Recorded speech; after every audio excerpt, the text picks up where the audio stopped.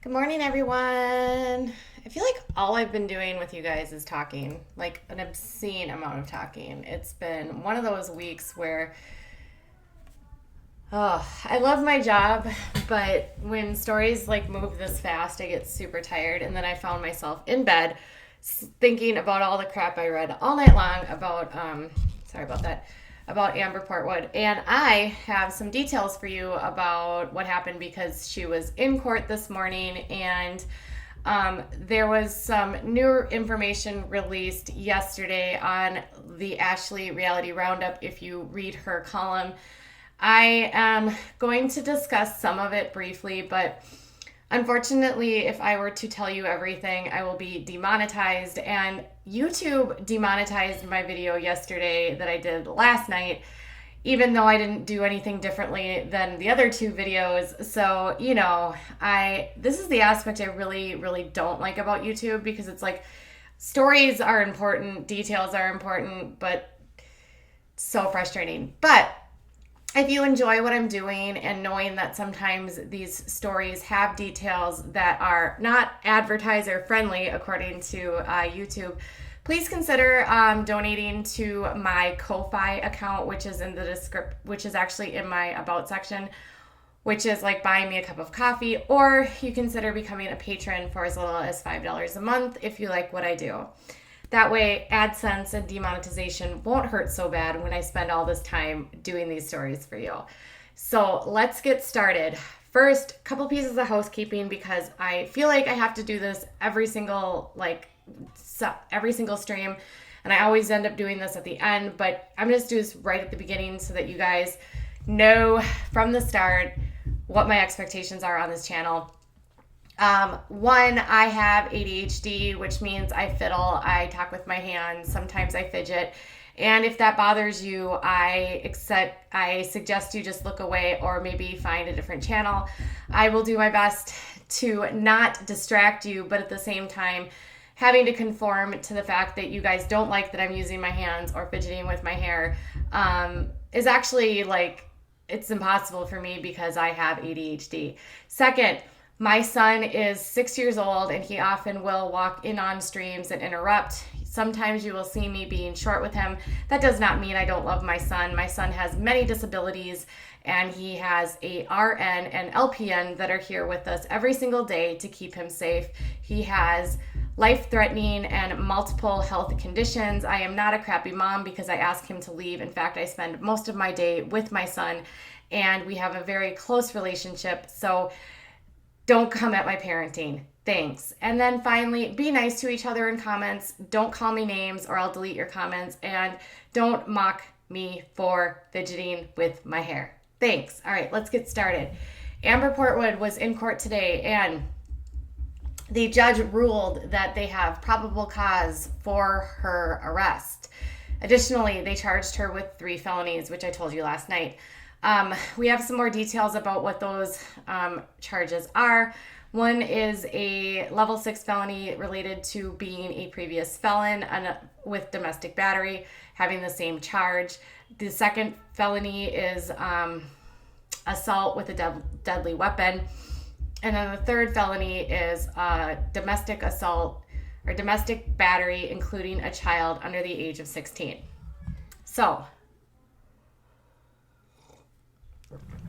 in court, the judge also enforced a no contact order between Amber Portwood, Andrew Glennon, and their son James, meaning Amber Portwood cannot make any contact with the victims in this case, which is standard in domestic violence prosecution. So at this time, she has an address listed in Anderson, Indiana, and Andrew's address is currently listed at the home that they share in Indianapolis. At this point, people have been asking in comments whether or not the home is in Amber's name or not. It really doesn't matter at this point. Wherever the child lives and stays at is where the whoever has custody of the child will remain. They don't, it's the perpetrator that has to leave, not the person that was the victim.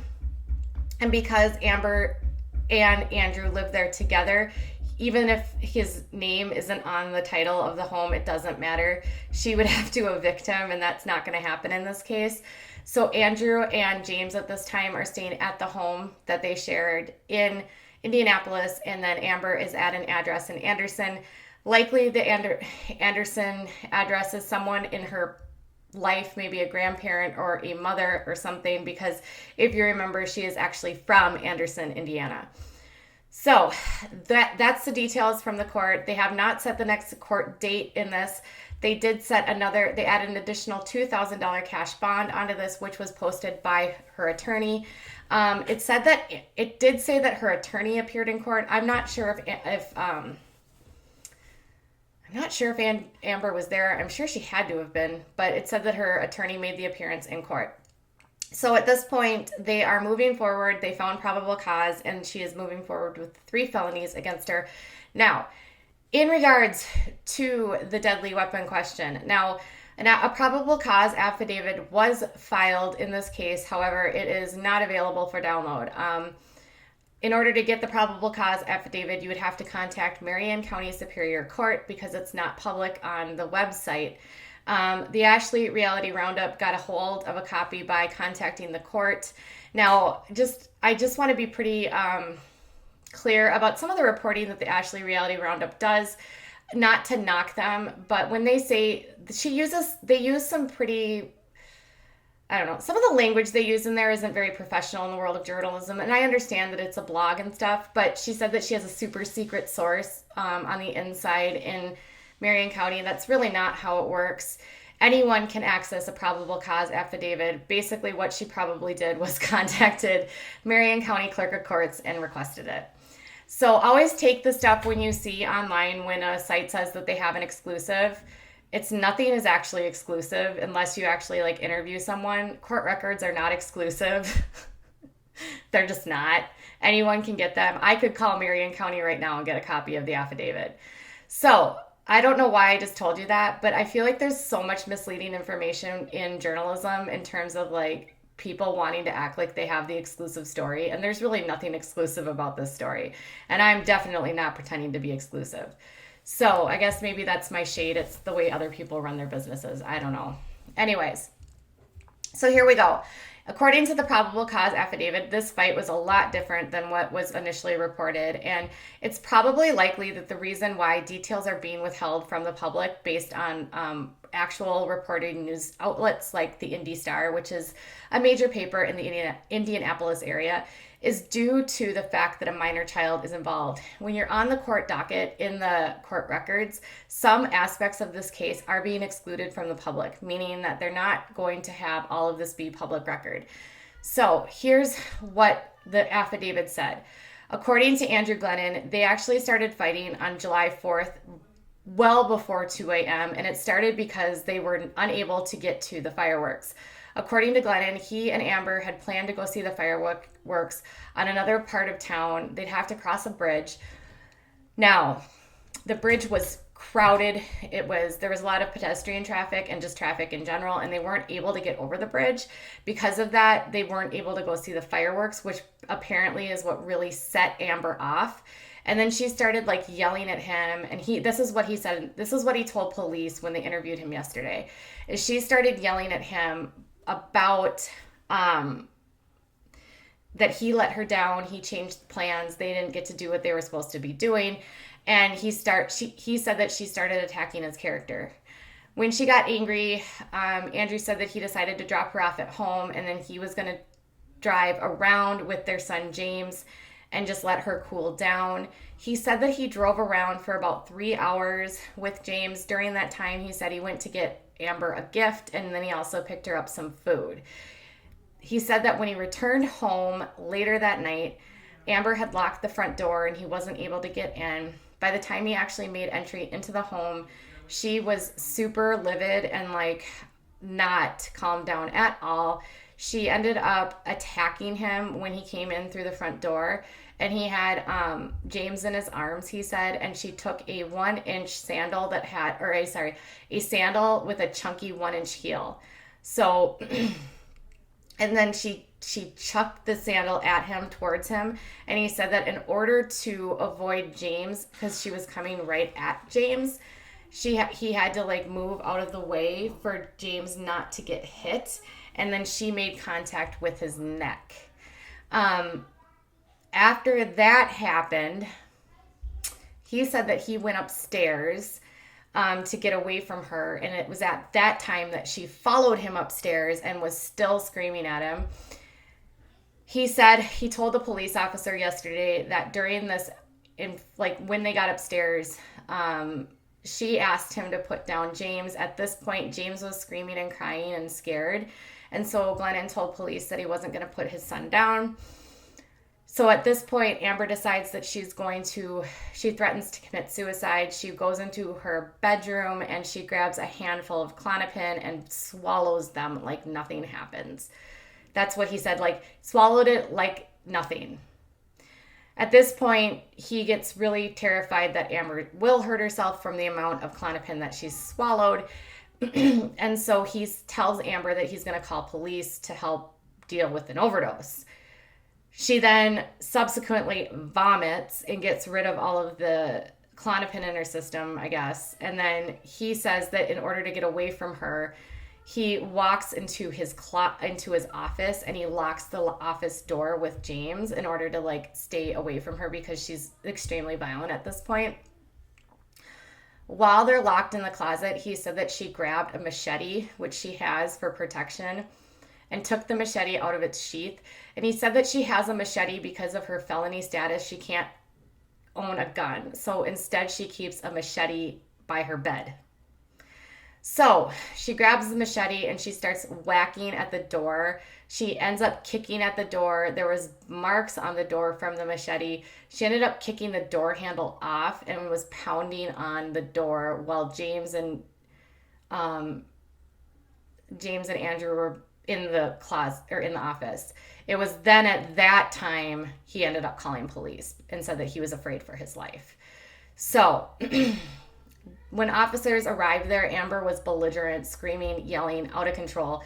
They ended up having to contact backup, and so they had to get more police officers to help defuse the scene.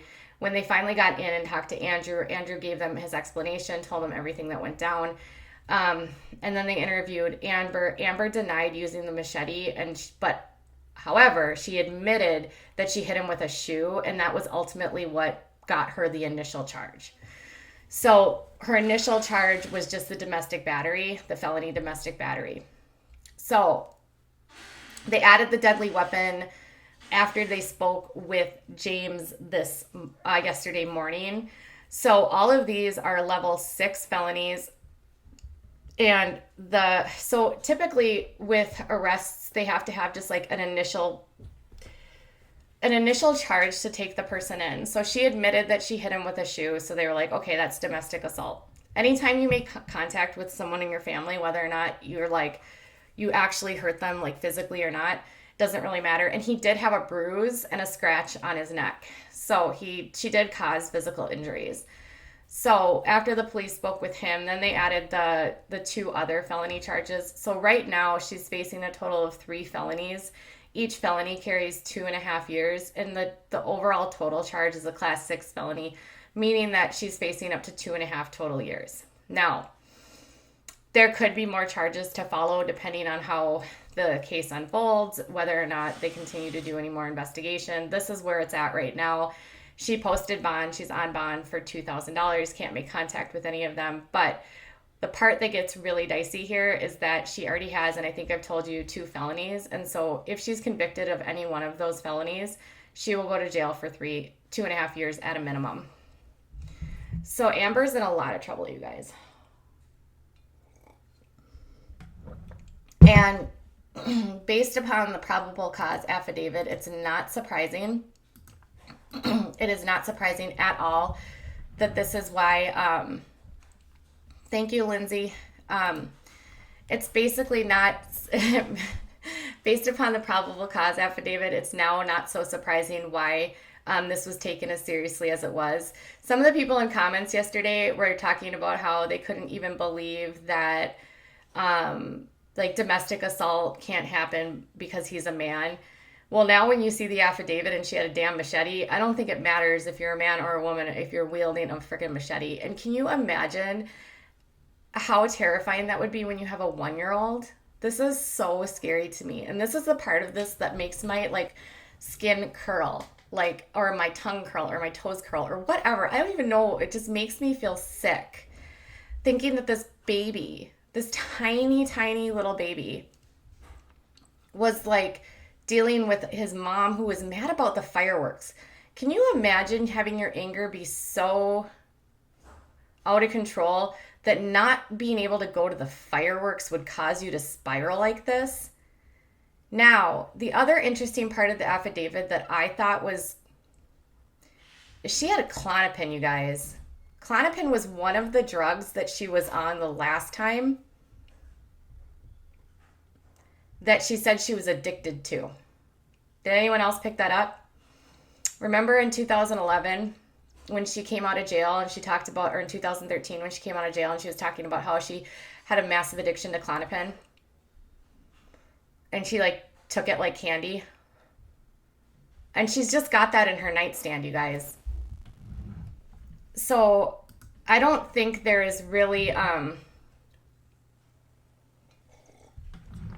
the fact that she's got Klonopin again,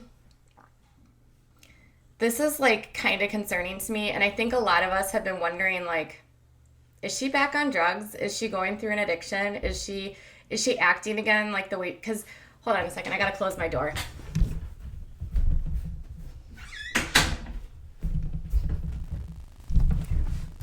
Sorry about that. Okay. Because remember in 2011 when she got into that massive fight with Gary, Leah was a year old at that time. So this is like almost like history repeating itself because James just turned 1 in May. And she lost her mind on Gary and now she's lost her mind on James. She admitted back then that she was on drugs.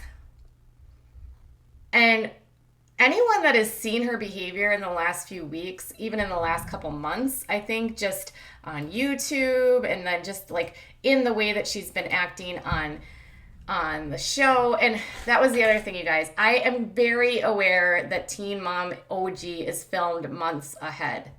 So if I bring up filming stuff on this channel, it's not because I assume that it was filmed yesterday. It's because I'm using it as a reference point for a pattern of behavior. And in the start of this season, they did reference content that happened in January. So while it was filmed months ago, it definitely is not in the so distant future that it wouldn't be a predictor of what's going on in her life right now, considering that she was popping off on Janelle. And I told you yesterday in the video I watched of her where she was laying in bed, she looked very, very doped up. Klonopin is a downer, I believe, and it could make you very loopy. So, and I think from, as experience tells me, is that she likes the downers, because I think she was also on opiates. Now, I've never known people that just use pop Klonopin for fun. If you guys have experience with that and you want to tell me in comments what it's like, listen, I'm not someone that does a lot of pills. I've never done pills. The only thing I ever did when I was young was I smoked a shit ton of weed. But that was just me. So I was never into pills. But pills weren't really a thing. I'm older than these girls. Anyways, I digress. So, but this is the part that interests me, is that she has a history with Klonopin. She's supposed to be sober. I remember her saying that she went off the Klonopin and wasn't on any of those pills again. But then with her thing with Andrew, she was actually talking about how she was almost back to doctor shopping. So I don't know if this is true or not, and this is just my speculation, my opinion, but I wonder how much of this running and searching for a diagnosis for her mental health isn't just like running and searching for pills. And that can happen when you're an addict. You can say you have a lot of things. You can act a lot of ways to get the medication that you want to get. That doesn't mean she doesn't have it, but it also means you can exacerbate things. I also want to say thank you to all of the people that made comments and shared their own experiences with mental illness in my comments.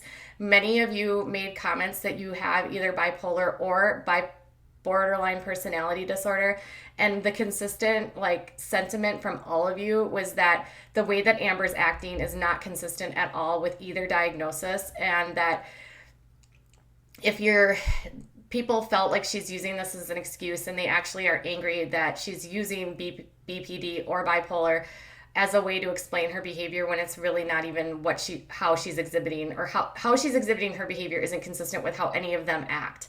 And a lot of them felt, specifically those with BPD, felt really aggravated that the way that she talks about it isn't actually what BPD is. So I want to thank you guys always for sharing your insight. I do read all of that, and I think it's amazing that you're willing to open up on my comments and tell me about your own experiences. That's phenomenal, and it also helps give me a lot of insight. One person actually gave me a ton of insight in a comment, and they said that with their experience with BPD, there can be jealousy and resentment of children when they start developing their own personalities. So they said that the fact that these violent outbursts are happening around the time the children are turning 1 and sort of developing into their own and no longer just dependent upon Amber could be indicative of a BPD diagnosis, being angry and resentful about the child and no longer having being the center of attention. And then you guys also let me know that many people with BPD also have narcissistic tendencies or can have narcissism. So you guys are so awesome. I freaking love this. I love learning from you guys. This channel and all of you, you guys are awesome. I just want to say that.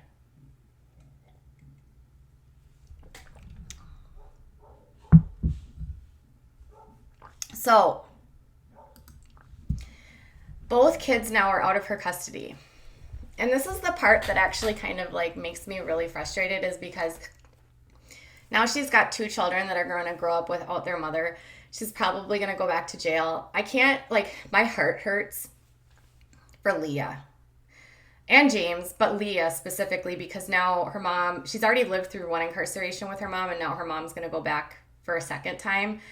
And I don't know how you even recover from this. I'm grateful that she isn't in the middle of it. And I'm glad, I guess, that Gary has kept her out of this mix.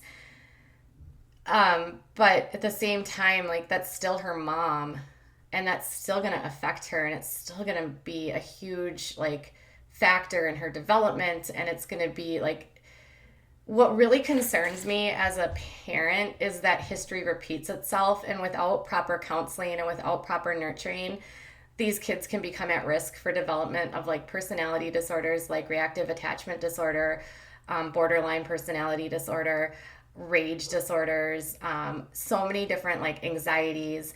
And I think if you noticed in the upcoming episodes, they said that Leah's actually dealing with some anxiety at this point. And then also, obviously, mental illness can run in families. I just know this because my mom has ADHD, my dad has ADHD, I have ADHD, my husband has ADHD, my kid has ADHD. We have a lot of ADHD in our family. So it's definitely something that can run in families. So I worry a lot about these kids. I worry about what kind of support systems they have. I worry about what's going on with them. I worry about having their lives play out on the media. I worry about, and people will criticize me for talking about it. I'm not putting them out on the media. I'm not even really showing pictures of the kids. MTV does that on their own. And then the other thing that really concerns me is that MTV is responsible for a huge part of this. They have known since 2011 that Amber is volatile, that she is unstable, that she is unpredictable, that she is violent, that she has multiple felonies, and they've continued to film with her. Whereas other people they've cut ties with, like Adam, for instance. Chelsea's boyfriend. Like, he's never featured on the show anymore. And he has multiple felonies. I mean, there's just such a double standard. And then, like, Farrah doesn't have any felonies, and then she's kicked off. It's just really weird to me. And the fact that MTV has said nothing is really the most disgusting part in all of this to me, because this would be an opportunity for them to be like, yo, this is so not okay. We have to cut ties with her. Like, she's going to jail for a really long time. And then I think MTV is like, has a responsibility to these kids to provide them with resources, has a responsibility of their own to realize that, like, offering these women money for exploiting their lives is dirty. It's nasty. It's like, they knew what they had with Amber and they didn't care. They just kept going because she made a good storyline. And that's the part that really grosses me out. It's the same reason that Mama June and, like, Honey Boo Boo grosses me out too, because that chick's a hot mess too and has a horrible track record.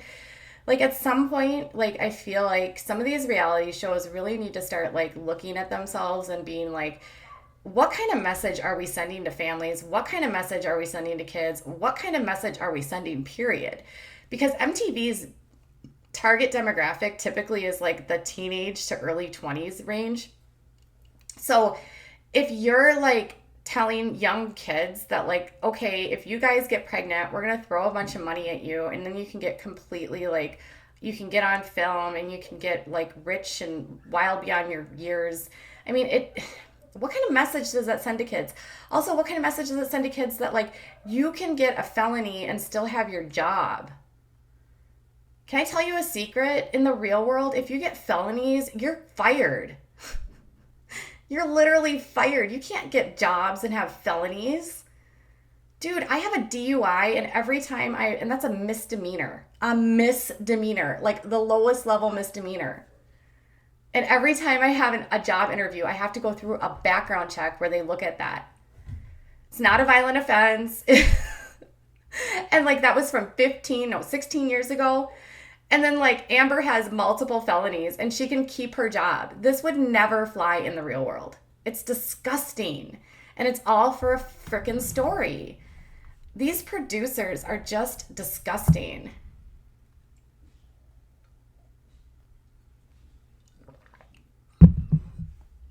We have friends, we have family members that have felonies and they cannot get jobs. They can't. Like, 2 of my husband's brothers are felons, and they cannot get jobs other than, like, menial work that pays very little. So in the real world, none of this would fly. So in what world do you go away to jail for multiple years and your employer's like, all right, welcome back. How'd it go? So gross. Hate them. All right. So I think that's what I had for today. And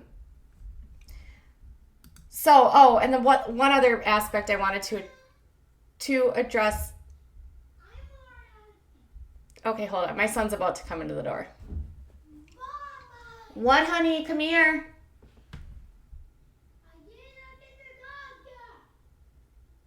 Can Dad? Hold on 1 second.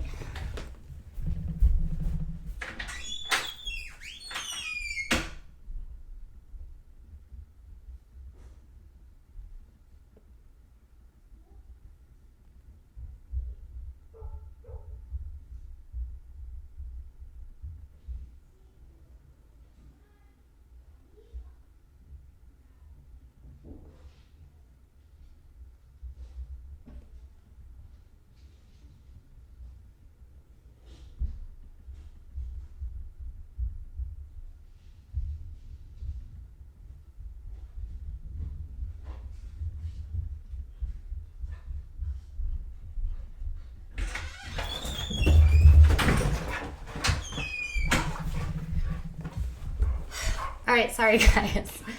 My little boy has autism, and when the dogs bark, it makes his ears hurt. He has really sensitive hearing. He, like, hears everything, and so when the dogs are barking, he gets really upset, so I had to go get them. I don't even know where my husband is, and his nurse can't let the dogs in because we have a rescue, the one I'm petting right now that you can't see, and she is scared of everything, and she has sadly kind of nipped at people. So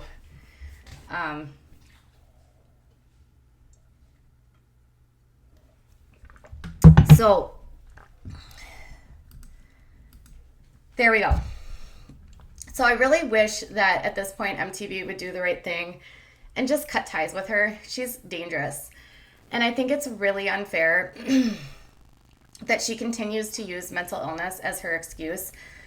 Listen, mental illness is like really hard work, and it's hard work that you have to like do the work, and you have to maintain, and you have to like take the steps that you need to do to fix, and like you're never going to be 100% better, but what you can do is get to a place where you are functional and not violent.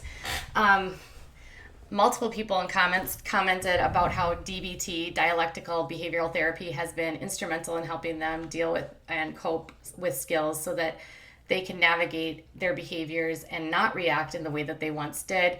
Amber could clearly use DBT therapy, and I mean, you can't just, with the kind of stuff that she's dealing with, you simply can't rely on medication to be the sole source of all of your like answers. It's not how it works. That does not work that way. So I am so tired. The story is absolutely exhausting. What I'm going to do for you guys, since there's so many of you watching, please, I'm going to put the full details in the article in the description for this. Actually, I'll put it in a pinned post, a pinned comment for you guys. It'll be the article that includes the entire information with the affidavit, and I'll also include like the article from yesterday about the custody. That way you have all of the information. Make sure that you check out my column on Patheos. Some of you guys have asked, like, what is it that you do for a living? I can answer that really quick. So I have a column on Patheos where I write 2 to 3 articles a day. My column is very like all over the place. I write about pseudoscience. I write about alternative health. I write about vaccines. I write about debunking like really bad and harmful like therapies that parents use on their children with autism. I talk about crime. I talk about child abuse. I'm a sucker for reality TV. I have so many different things that I talk about. I like makeup, so I talk about like beauty drama on YouTube. And then I'm also an atheist, so sometimes I'll write about abuse in the church. My column is really busy. It's not my sole source of income, though. I also have this YouTube channel, and then on top of that, I'm also my son's paid personal care assistant. So when I'm not working here, I'm also being, I paid to take care of my son who has multiple medical issues, a feeding tube, and he's autistic. So that's what I do, and this is how I make my living. And so if you enjoy what I'm doing and you want to consider becoming a patron or donating to my Ko-Fi account by buying me a cup of coffee, I would be immensely appreciative of that. If you are new to my subscription or to my channel, please make sure you check out the community section so you know how to interact on the comment section. And I'm also going to be interested in finding some more moderators for my chat, because my chats are getting large and don't have a lot of moderators on right now, and I think it would be unfair to assume that Scarlett can handle all of your stuff going on this morning. So if you are interested or you like what I'm doing and you might want to become a moderator, let me know. Send me a DM on Twitter at WOA Crystal Ball, or leave me a comment on this video. Also, make sure you give me a thumbs up, ring the bell so you know when I go live, and subscribe to my channel if you haven't yet. And as always, I appreciate you guys so much for like watching me, and watching this channel grow over the last few months has been absolutely amazing. The community that is forming here is phenomenal, and I appreciate everyone's honesty and their willingness to share. It really helps me. I'm an extremely open book. Even though I write and I have this YouTube channel, I always try to bring in stories from my own life and share like why I cover the things that I do. In the case of Amber, it's due to my own issues with mental health, but then also my advocacy for children. And I really cannot stand abuse or exploitation of children of any kind. And that's why I end up covering a lot of this stuff related to reality TV, because I do believe children on these shows are exploited. So I am going to be going with my husband to a tattoo shop this morning. I'm going to be filming it. He's getting a tattoo covered, and I'm going to be getting my first tattoo, not today, but I'm going to be meeting the tattoo artist and hopefully not vomiting because blood makes me squeamish. But I'm going to take the step. I've been like wanting a tattoo for years. I've just been so chicken to do it. So I'm going with him today to get his filled. I will let you guys know how it goes. And as always, thank you so much for watching today. I hope you have a wonderful day. And please, please, please be kind to one another and don't ever mock someone for being mentally ill, but don't enable someone who is not well and not getting help. All right, you guys, have a great day.